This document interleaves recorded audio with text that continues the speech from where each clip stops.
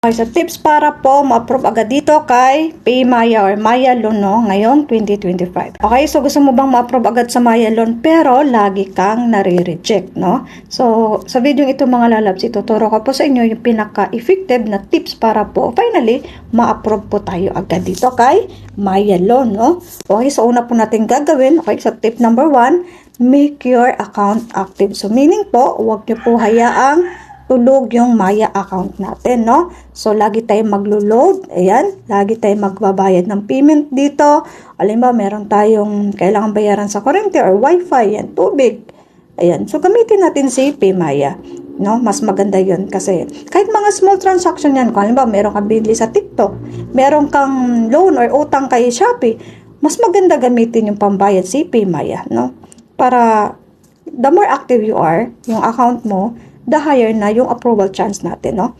So, tip number 2 po, complete your profile verification. So, meaning po, ay fully verified ka. Meaning, nakapag-submit ka na ng ID mo, valid ID, tapos nakapag-selfie ka na, tapos nag-submit ka ng mga correct information mo.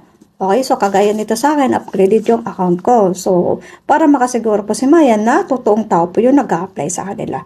Okay? So, tip number 3, build your credit history po, no? Kung may mga credit, kung halimbawa meron kang offer dito kay Maya Credit, kahit 1,000, 2,000, gamitin nyo po, no?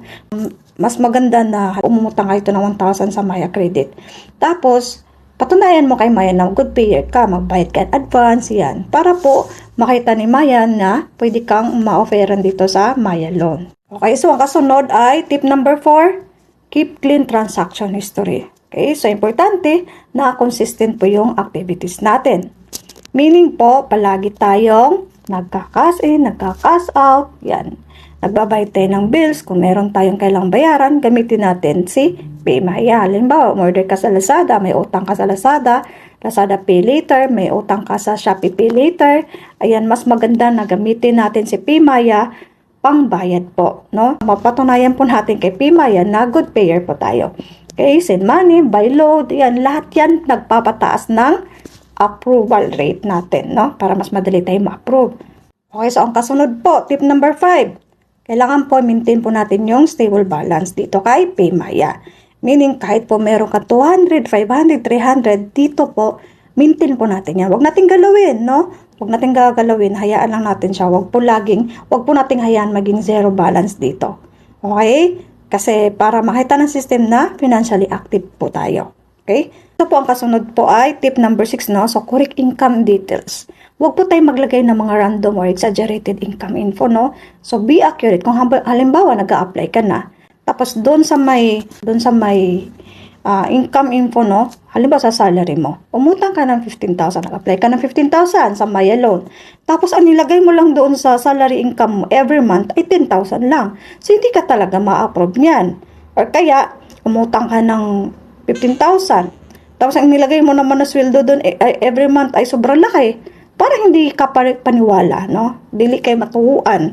Halimbawa naglagay ka ng 200, 300,000 per month, tapos umutang ka lang ng 10,000, parang hindi, mas mabilis ma-approve kapag totoo yung details mo, no? Okay, so ang kasunod po ay tip number 7, no? So, apply at the right time. Mas mataas po ang approval kapag weekdays or business hours, no? So, dito pinaka-stable ang system check natin. Okay? So, meron pa pala tayo dito. Dito po, pwede po tayo maglagay dito sa savings. Yan, oh. Pwede tayo maglagay kahit 100, 200, 500 yan. Lagay lang po natin, pundo lang natin yan. Kahit mga isang buwan. Okay? So, meron pa po akong bonus tip, no?